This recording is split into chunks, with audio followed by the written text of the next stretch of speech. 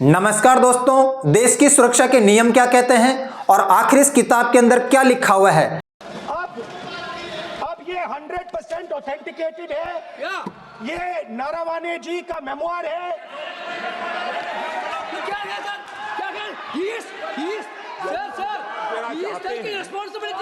कोई authentic source तो चाहिए, कोई ऑथेंटिक सोर्स तो चाहिए।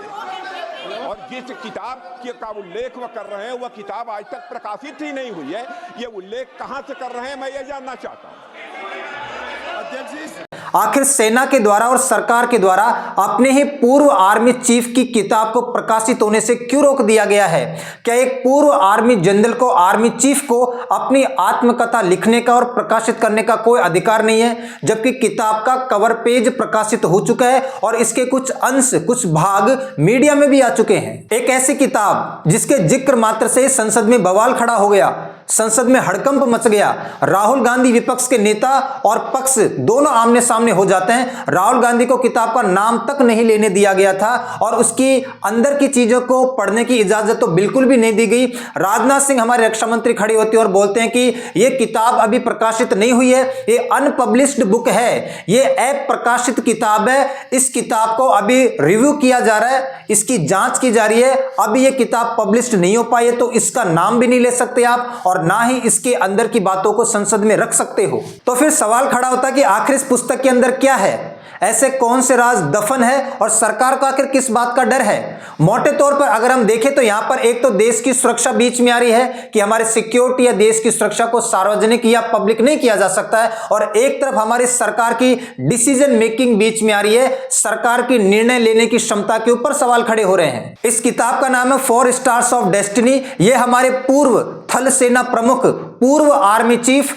मनोज मुकुंद नरवणे की आत्मकथा है। उन्होंने किताब लिखी है और उन्होंने अपने जीवन के 40 साल के करियर को इस किताब में छापने का प्रयास किया है, लेकिन अब इसको सरकार की और सेना की अनुमति मिलना बाकी है। जनरल नरवणे ने इस किताब के अंदर बहुत कुछ लिखा है।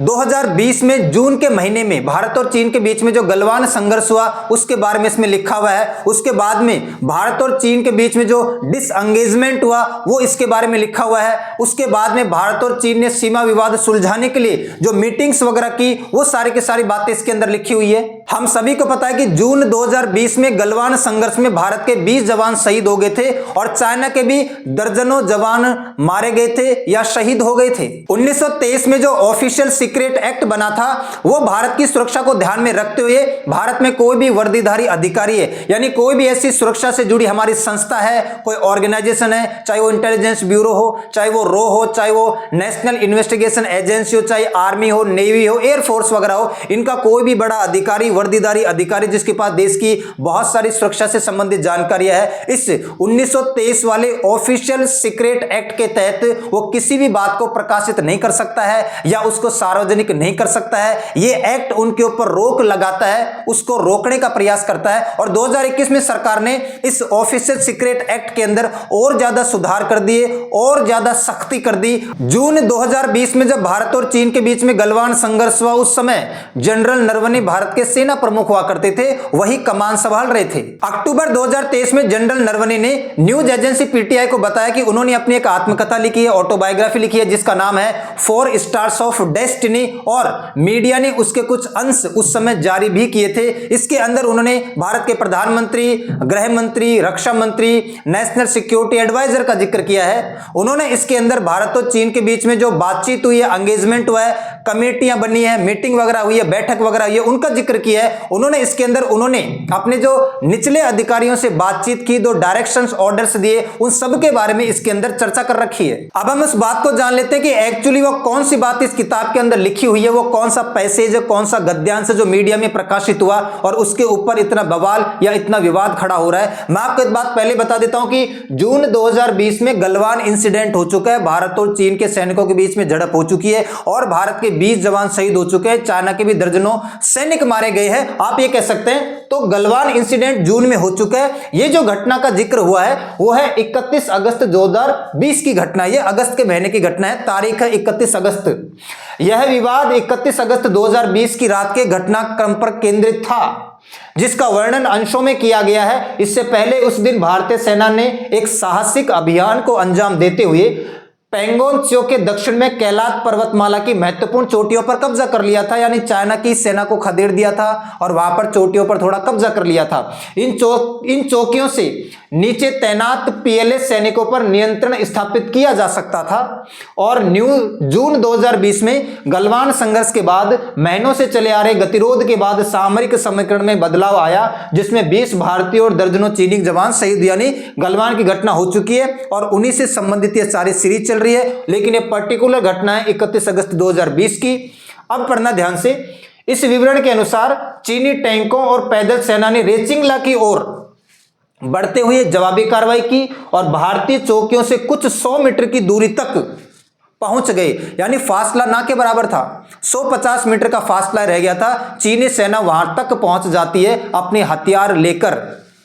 उस समय हमारे जो जनरल है मनोज मुकुंद नरवणे, तत्कालीन सेना प्रमुख जनरल नरवणे ने रक्षा मंत्री राजनाथ सिंह, राष्ट्रीय सुरक्षा सलाहकार Ajit Doval, chief of defence staff general Bipin Rawat और विदेश मंत्री एस जयशंकर सहित शीर्ष नेतृत्व से मार्गदर्शन मांगा।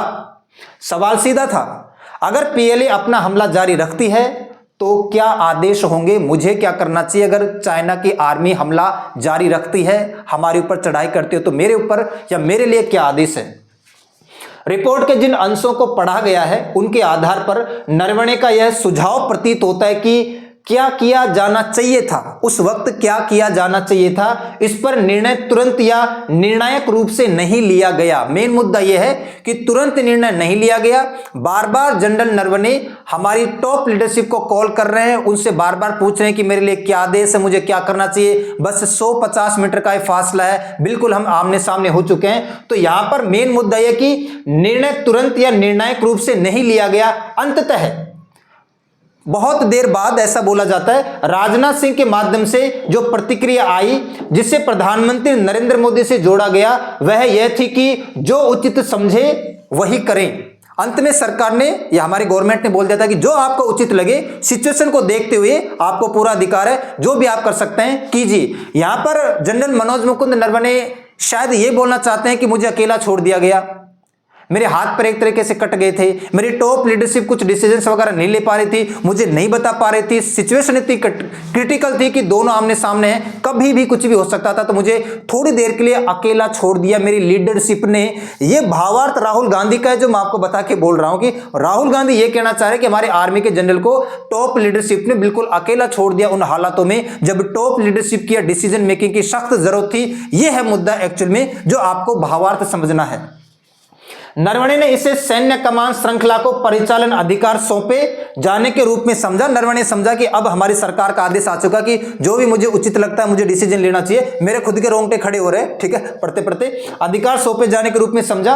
भारतीय टैंकों को पीएलए के ठिकानों पर तोपे ताने आगे बढ़ने का आदेश दिया गया। जनरल नरवणे ने कहा कि आगे बढ़ो, अपने टैंक भी आगे बढ़ाओ और चढ़ाई कर दो सीधा चाइना के ऊपर। और उसके बाद पाकिस्तान के जो टैंक है वहां से लौट जाते हैं, गोलाबारी बंद हो जाती है और तत्कालिक संकट क्या हो जाता है, टल जाता है। बस इन सब बातों को देखते हुए और सुरक्षा का हवाला देते हुए सरकार का यह कहना है कि जनरल मनोज मुकुंद नरवणे का तो कुछ कर नहीं सकते हैं। खैर, तो जो पब्लिकेशन हाउस है उसको तलब कर दिया है, उससे पूरा का पूरा किताब का ड्राफ्ट मांगा है सरकार ने। एक्चुअली यह किताब अप्रैल 2024 में प्रकाशित होने वाली थी और लगभग 15 महीने का टाइम गुजर चुका है, आप समझे बात को।